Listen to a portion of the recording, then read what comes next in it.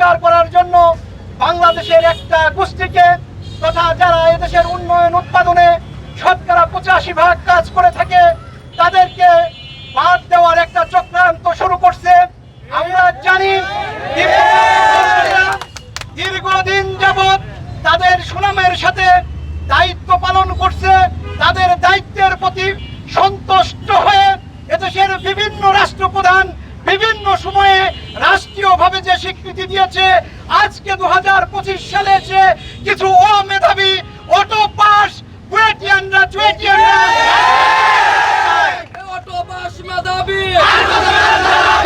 1970 সালের 8ই নভেম্বরের পর থেকে আমাদের বিরুদ্ধে বিভিন্ন সময় বিভিন্ন প্রকার ষড়যন্ত্র অব্যাহত রেখেছে এই ডিগ্রি চক্র, কিন্তু কোনোদিনও তারা সফল হতে পারেনি, ভবিষ্যতেও পারবে না। আমরা শুধু পর্যবেক্ষণ করছি, দেখছি ওদের আচার আচরণগুলো। আজকে ডিগ্রি ইঞ্জিনিয়াররা কুয়েটের শিক্ষকরা নেপথ্যে তাদের ছাত্রদেরকে লেলিয়ে দিয়ে ঢাকার শাহবাগে অস্থিতিশীল পরিবেশ সৃষ্টি করছে। বাংলাদেশের গুরুত্বপূর্ণ 146টি ডিপার্টমেন্টের ডিপ্লোমা প্রকৌশলী 12 লক্ষাধিক ছাত্র ছাত্রী যদি রাজপথে নামে, তোমরা পালাবার পথ পাবে না। আজকে আমরা হৃদয়ের রক্তক্ষরণ থেকে পলিটেকনিক ইনস্টিটিউটে আসছি। তোমরা আহ্বান করেছিলে প্রাক্তন ছাত্রদের দেখতে চাই। অফিসের ডেস্ক থেকে কার্যক্রম ফেলে রেখে তোমাদের সাথে একত্রতা ঘোষণা করার জন্য আসছি। আমি আশা করি আগামী দিনে institution of diploma engineers Bangladesh এবং আমাদের ছাত্র শিক্ষক পেশাজীবী সংগ্রাম পরিষদ এবং পলিটেকনিকের সকল শিক্ষকরা একযোগে একভাবে তারা মাঠে নেমে আসবে। জন্ম থেকে জ্বলছি মাগো, আমাদের জন্ম হয়েছে সম্ভবত শুধু জ্বলার জন্য। আমি আহমদ আলী 2005 সালে ডিপ্লোমা ইঞ্জিনিয়ারিংয়ে অনেক স্বপ্ন নিয়ে পড়তে এসেছিলাম। স্বপ্ন ছিল একজন দক্ষ ইঞ্জিনিয়ার হয়ে বাংলাদেশের প্রত্যেকটি কাজে আমি আমার জায়গা থেকে আমি যতটুকু পারি সহযোগিতা করব, সেবা করে যাব। কিন্তু আজকে ভাবতেও লজ্জা লাগে যে প্রতিষ্ঠানগুলো বাংলাদেশের নীতি নির্ধারণে কাজ করবে, যে প্রতিষ্ঠানগুলো বিভিন্ন মেধা খাটিয়ে যেন বিদেশিদেরকে আমাদের দেশে এনে আমাদের দেশীয় মুদ্রাকে বাইরে পাচার করতে না দেওয়া হয়, সেই কাজগুলো করবে। আজকে তারা আন্দোলন করছে 10ম গ্রেডে আসার জন্য। এটা আমাদের জন্য কতটুকু লজ্জার।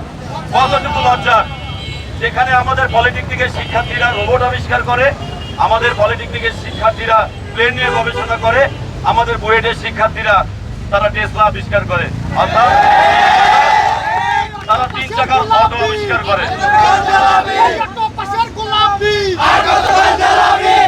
আমরা স্পষ্ট ভাষায় বলে দিতে চাই, আমি একজন শিক্ষক, আমার হাত দিয়ে হাজার হাজার শিক্ষার্থী বের হয়েছে।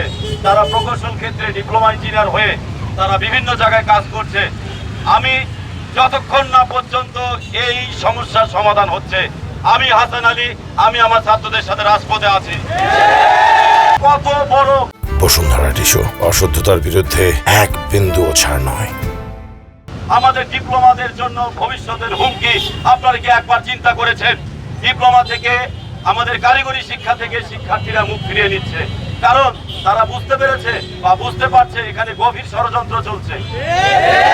আমাদের লড়াই কিন্তু সরকারের বিপক্ষে নয়, আমাদের লড়াই কিন্তু প্রশাসনের বিপক্ষে নয়, আমাদের লড়াই সেই সকল ব্যক্তিদের বিপক্ষে যারা মব সৃষ্টি করে সরকারকে প্রতিহত করার চেষ্টা করছে। আমরা স্পষ্টভাবে বলে দিতে চাই, 2024 সালের গণঅভ্যুত্থানে আমাদের 50টি পলিটেকনিক ইনস্টিটিউটের শিক্ষার্থীরা শিক্ষক সহ যেই ভূমিকা পালন করেছে, আবারও এই মবের বিরুদ্ধে আমাদের শিক্ষার্থীরা রাজপথে ছিল, আছে, ইনশাল্লাহ থাকবে। এই 10ম গ্রেড আমরা হাতছাড়া হতে দেব না। এই 10ম গ্রেড আমাদের শিক্ষার্থীরা অনেক কষ্টার্জিত একটি গ্রেড। এই পদে আমাদের শিক্ষার্থীরা আসে বলেই আমাদের প্রকৌশল ক্ষেত্রে 80% কাজ নির্দ্বিধায় হতে থাকে। কেন ভাই, কেন? আপনি তো আপনার পেছনে সরকার একটা ডিগ্রি অর্জন করার জন্য 6 লক্ষ টাকা খরচ করে, আর আমার ডিপ্লোমা শিক্ষার্থীদের জন্য মাত্র 60,000 টাকা খরচ করে। এলিট শ্রেণীর একজন পার্সন, কেন আপনি ভাই দশম গ্রেডে আসবেন? কেন আসবেন? আপনার কি লজ্জা নাই? আপনার কি লজ্জা নাই? কত টাকা খেয়েছেন ওই ধরনের ব্যক্তিদের কাছ থেকে? কত টাকা খেয়েছেন এই সরকার ব্যবস্থাকে ব্যাহত করার জন্য? কত টাকা খেয়েছেন? আসেন, আমাদের পাশে এসে দাঁড়ান। আপনারা চান আপনাদের গবেষণার পথ বাড়ানোর জন্য, আপনারা চান আপনাদের নবম গ্রেডের চাকরির পথ আরো বেশি বাড়ানোর জন্য। দশম গ্রেড নয়, আমরা আপনাদের ছোট ভাই, মাথায় রাখবেন। আমরা আপনাদের ছোট ভাই। আমাদের এই আমাদের দশম গ্রেডের শিক্ষার্থীদের ওই নবম গ্রেডে যেতে 5 থেকে 10 বছর, কারো 15 বছর অপেক্ষা করতে হয়। এইটাই কি আপনাদের দিলে কাটছে?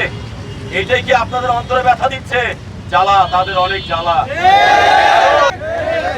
আমাদের শিক্ষক, আমাদের বগুড়া পলিটেকনিক ইনস্টিটিউটের সাবেক শিক্ষক, তিনি আজকে আমাদের এই বিক্ষোভ সমাবেশে যুক্ত হয়েছে। যদি চাকরির অর্গানকের অনুযায়ী আমাদের ডিপ্লোমা প্রকৌশলীদের আবারও কোনো হুমকি দেওয়া হয় বা চাকরি সেক্টর থেকে তাদের কোনো সমস্যা যদি করা হয়, আমরা ছাত্ররা কোনোদিন বসে থাকবো না। বিএসসি থেকে বের হয় যারা প্রথম শ্রেণীর কর্মকর্তা, আর আমরা ডিপ্লোমা সেক্টরে যারা আছি আমরা দ্বিতীয় শ্রেণীর কর্মকর্তা।